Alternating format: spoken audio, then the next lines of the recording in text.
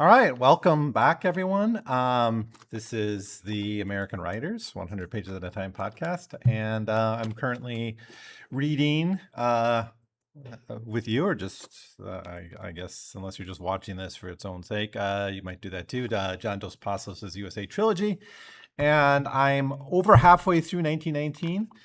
This is actually going to be a pretty quick episode, I think, because just the way the chapters worked out. I'm only going from 572 to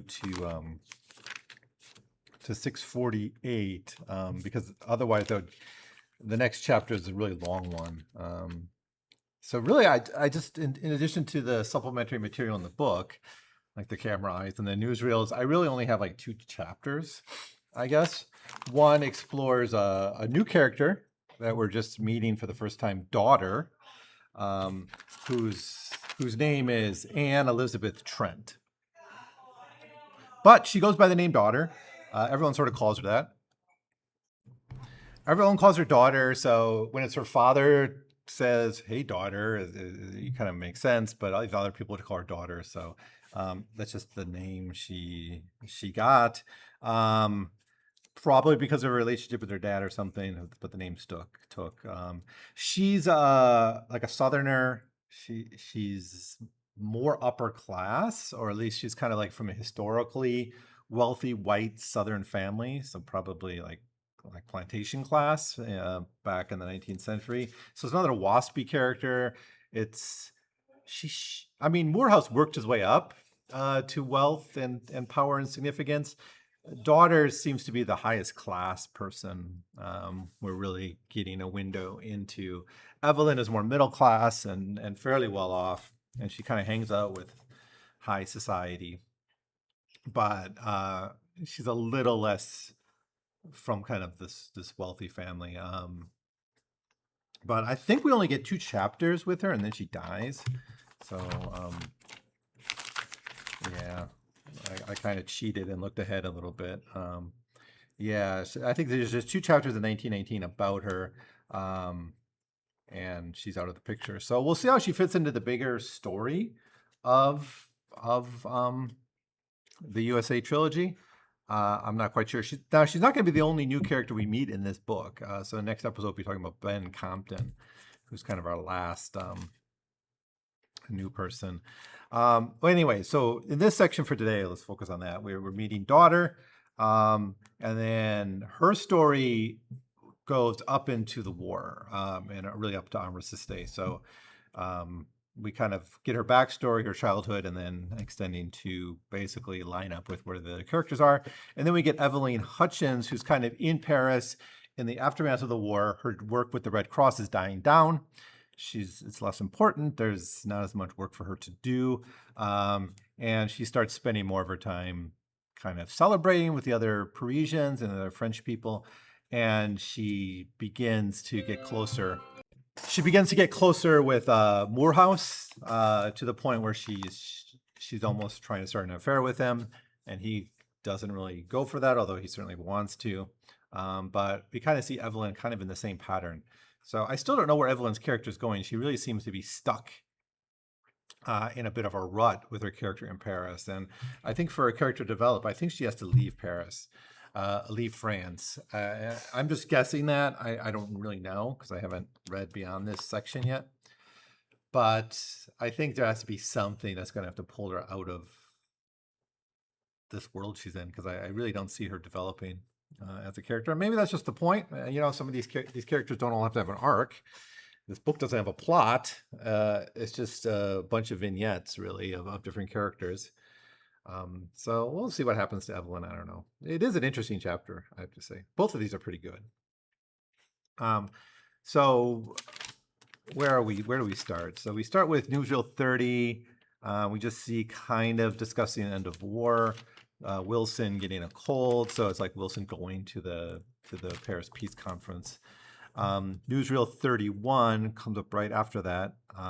Now this one's interesting. This is the death of the Tsar's family. So this newsreel is unique in that it's not a snapshot of different things. It's just focused on one article. And I don't know where this is coming from, because it couldn't have been pulled from the time. a lot of the newsreels seem to be pulled from real newspapers and materials from the time that it's set in. My understanding is we didn't know about the murder of the Tsar's family and who was involved really until the 1920s, well into the 1920s, when some of this stuff was revealed, and the whole picture of it is even more recently known. Obviously, people knew the Tsar's family was murdered by Bolsheviks, at the local level. Um, but this whole entire story is about um, just the things that happen up, in that house they were staying in, the royal family, and we see the murder. So that's kind of impactful. It's again kind of grounding us in a period of time. Although was that also 1919? I want to think it's like 1920 or 1921 that happened. But I don't know. It's around that time. So, anyways, daughter. Then we start the daughter story, and like I said, she's more uh, kind of old wealth kind of figure. She is kind of interesting. I like her because she's trying to break free of that. She's we kind of get a feel like we see with a few other characters. She's a little not quite as flighty as like Eveline, I think, but um, meeting other people and trying to feel out different men, and she's kind of consciously uh, targeting people who might like offend her family a little bit. Like there's a moment where I'm going to kind of not do this chronologically in the story, but there's a point where she meets up with some anarchists, and she's kind of like a lot of our characters. There just seems to be a lot of anarchists and left wingers around. Maybe that's just who Dos Passos hung out with, so he felt they were everywhere. I don't get the sense they were this thick. There's the density of left wing radicals. Maybe in 1919, maybe that's a good time to be on the left, but um, in some ways that's probably true. That what you did of the Red Scare and the hope of a global revolution. And my guess is a lot of these people just toned down later on in the 20s. But um, she meets up with them, and she ends up being part of like a strike and some kind of public sector strike. Gets arrested, and this is really offensive. Like this really offends her family, who like don't want to deal with this really. And they have to kind of bail her out, and it's a bit of embarrassment to the family. So the family does care a lot about the image, and daughter is a bit of a risk to that. I think a lot of this comes from that she doesn't fit the profile of like the Southern Belle kind of character that like you'd expect from her family. She's more tomboyish. She kind of hangs out with the boys a little bit, and she likes to get a little, get a little get her hands dirty with things. She seems fairly together though. She's a character I rather like. I enjoyed spending some time with her yesterday when I was reading this, especially kind of even like we hear the headline of when she gets arrested, like Southern Texas Belle. They're from Dallas, I think. Texas Belle assaults cops. That's the headline.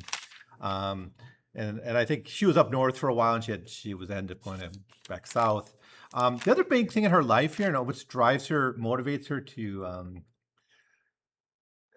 go to Europe. That's a common theme here. Is characters going to Europe. Like pretty much all of our characters have gone to other countries. For a book about USA, I was expecting a lot more time in the United States, but it's kind of I guess a theme of this lost generation of like mobility and Americans abroad and things, and people identifying with America from abroad. And maybe that's just part of the point of the novel. I think it is, but she ends up going abroad, and she does it with she's going after the war, after the armistice, and she signs up with like the Near East Relief Corps. So we kind of see it's similar to Eveline kind of joining the Red Cross. Savage joins up with kind of the ambulance service. So a lot of we like I said before, we don't really get a soldier's point of view of the war. We're getting war from all these other people who are like part of the American war effort, and I think that's actually significant here, especially the women. These women playing a role in supporting the war. Now, what motivates her to help with this? I mean, she kind of misses the war, but her brother her brother and like her I don't want to really boyfriend, but uh, she's one of the boys. Really, you get that feeling. She kind of is that tomboyish kind of character. But they go to they're in the army. They're serving in the Air Corps, and they're learning to be pilots. And her brother dies in a plane crash while training. And she says, like, she kind of takes it very seriously. She thinks someone needs to be punished or even killed for this. She wants to make a big deal of this. But other people around her tell her, well, this is bigger than you. It's the war. Thousands of people are dying. You know, the lives of individuals don't matter, and things like that. So these events, the death of her brother and her conversations with Joe, who's also training to be a pilot in the military, convinces her to go do this again against the will of her father. So her father already lost one child abroad, and she's now leaving, and she goes, and that's how the chapter ends. I really like Daughter. It's a kind of a sad thing. We're only going to get one more chapter with her, and it doesn't look to be a very long chapter. Again, kind of, yeah, it's a short one. Cheating, I did skim ahead. I know she shows up in the Richard Ellsworth Savage chapter, which is the very next chapter we're going to read for the next episode. And so I think they get together, and now if they're going to have a relationship, now I have to question whether Savage is gay too, because I've been fooled once. Maybe my gaydar is just really bad. My literary gaydar is malfunctioning or never existed. So whatever, we'll see. We'll talk about Savage next time. He doesn't really show up here too much.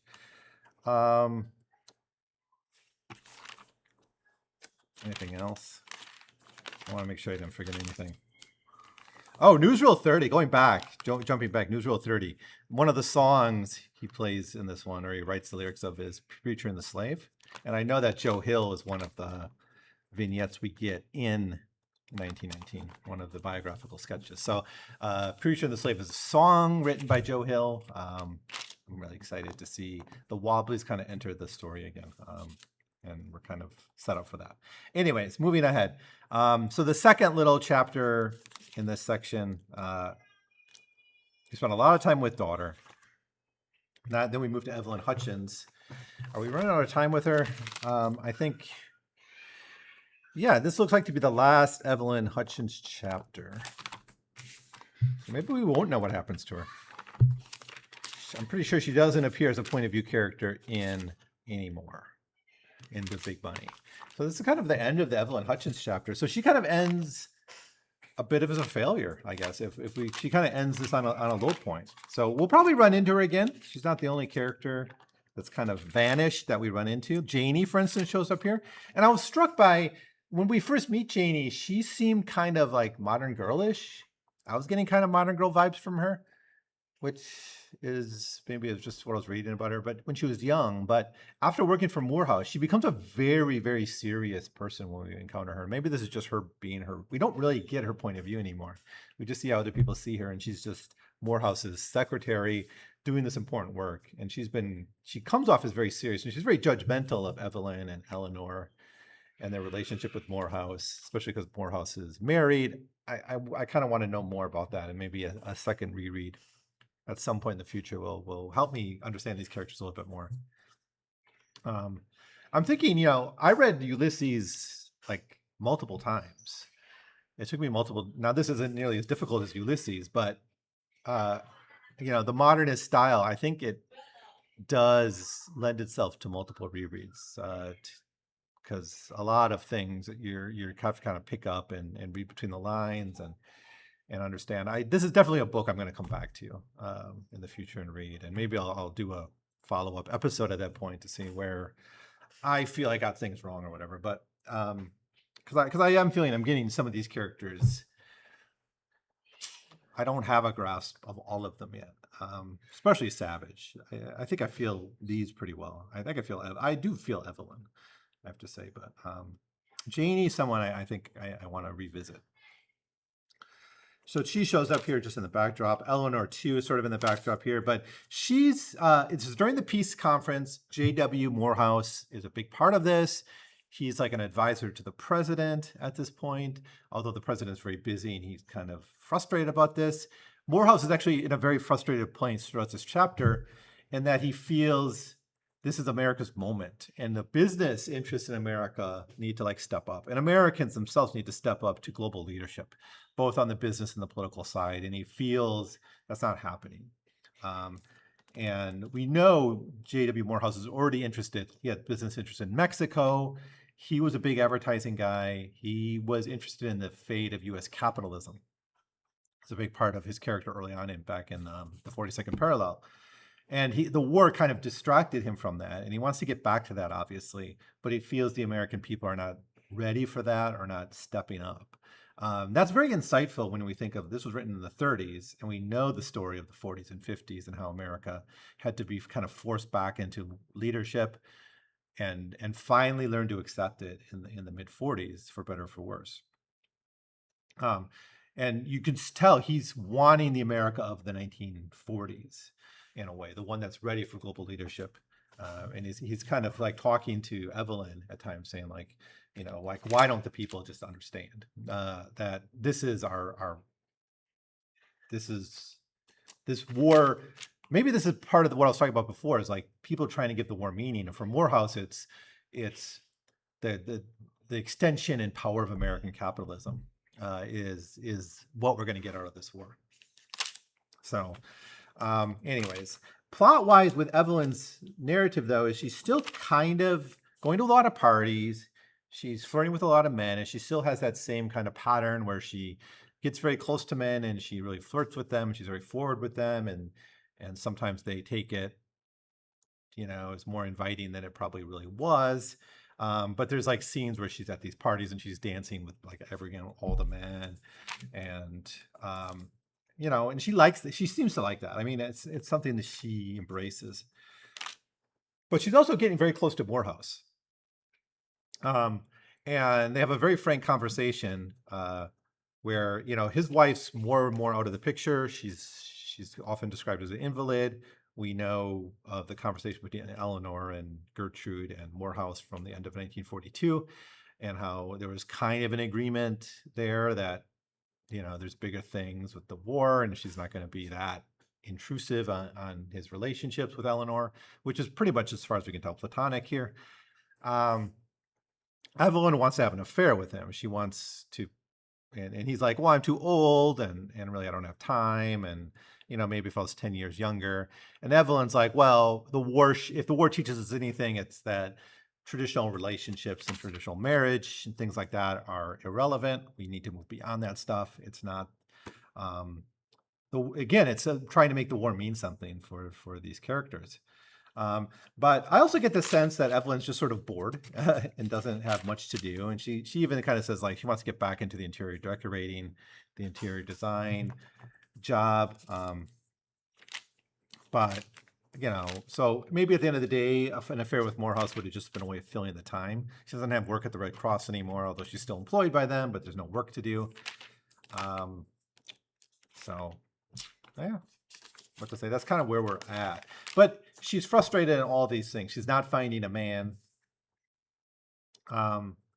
In Paris, she's failing in her advances with Morehouse, and she's just sort of spinning her wheels.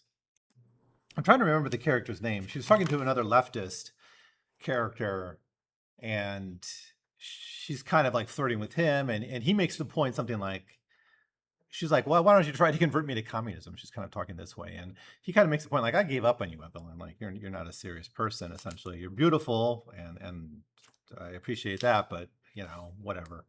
I think her final effort is she ends up wanting to, she's trying with another man, an AEF, American Expeditionary Force soldier, and he's falling in love with her, and he's kind of like, well, maybe we can make it work out, but there's all sorts of bureaucracy and planning and things like that. And um, that doesn't really go anywhere either. Um, yeah, I think he's the one who gets her pregnant, right? Um, yeah, she says she's pregnant from him at this point. He's like, well, you can get married, but how does it end? She says, I'm pregnant, and we're going to assume it's Paul's because they were having a sexual relationship by this point. But Evelyn's Evelyn. I don't know if these narrators are very reliable. Paul let his breath out in a whistle. Well, I hadn't just planned for that, I guess. I'd be a stinker not to marry you, not to have married you before this. We'll get married right away. I'll find out what I have to do to get permission to get married in the AEF. I guess it's all right, Evelyn, but gee, it does change my plans. They reached the other side of the bank and walked towards the Conflans on the railroad station to get the train back to Paris. Paul looked worried. Well, don't you think it changes my plans too? Said Evelyn dryly. It's going over Niagara Falls in a barrel's what it is. Evelyn, said Paul seriously with tears in his eyes, what can I do to make it up for you? Honest, I'll do my best. The train whistled and rumbled into the platform in front of them. They were so absorbed by their thoughts they hardly saw it. When they climbed into the third-class compartment, they sat silently, bolt upright, facing each other, their knees touching, looking out the window without seeing the suburbs of Paris, not saying a thing. At last, Evelyn said with a tight throat, I want to have the little brat, Paul. We have to go through everything in life. Paul nodded. Then he couldn't see his face anymore. The train had gone into a tunnel. What we don't have is any commitment on marriage, just that she's going to have her kid. That's the last. And we don't have any more point of view, really, named chapters about Evelyn in the book. So we're going to have to get her through others. So I don't know who it's going to be either, because it's not like Morehouse has any chapters named to him, and Eleanor doesn't either. So we're going to, I don't know. One thing I forgot to mention, the brief encounters we have with Janie here, Janie Williams, confirms that Joe Williams died. I think you don't necessarily know that. He was hit in the head in a bar fight over a woman. Janie is the one who says he died, but she kind of says he's in the Navy and he was in the Merchant Marine.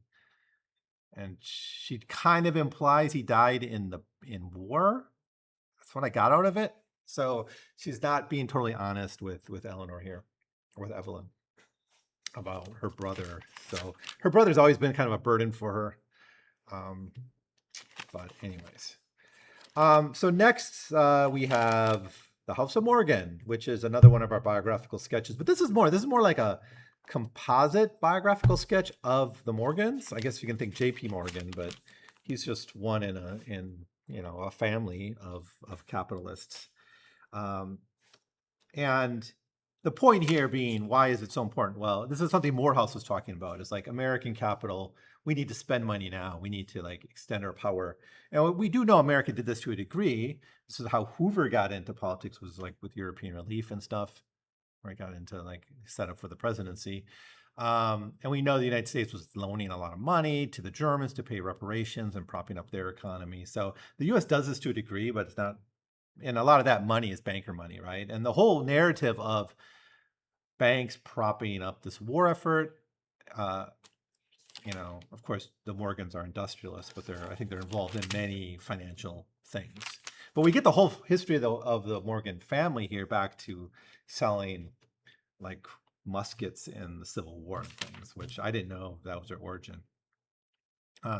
But the importance of the U.S. of the Morgan family in the U.S. economy and propping up American capitalism is something talked about here. And it's a point.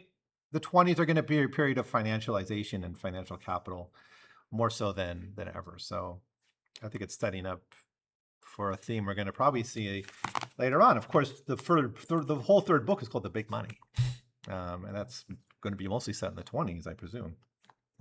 So anyways, I guess that's all I'm going to say about this section. Actually, it went out longer than I thought I would. The very next chapter is the last of, I'll finish up 1919. We get Richard Ellsworth Savage, and I promise you I'm going to get my head around that character. Daughter's second chapter, Ben Compton, this new character, and then Savage again. So, and none of these are named characters. Oh no, Richard is. It comes back. But I think we're going to see some resolution to some of these characters. But we'll see how it goes. So excited, to say the least. Finishing up another book in this series. My goal still is to finish up the entire Dos Passos series in the next week or so I can focus on other things. I'm going to be playing a lot of board games this summer. I think I'm not going to do too many recordings. If I can get this all done, I won't even bring my microphone to the United States. So I'll just be in radio silence for a while, but I think it's good for me. I need a nice little break. I've been doing a lot in the last couple of months, both prepping for next year's classes, finishing up some stuff I'm dealing with here, getting back into recording and podcasting. Had a lot of fun with the Sven Beckert book and now this. So I'm feeling it's a good place to take a break. Anyways, that's it for now. Thanks for listening. Thanks for watching. I'll see you next time.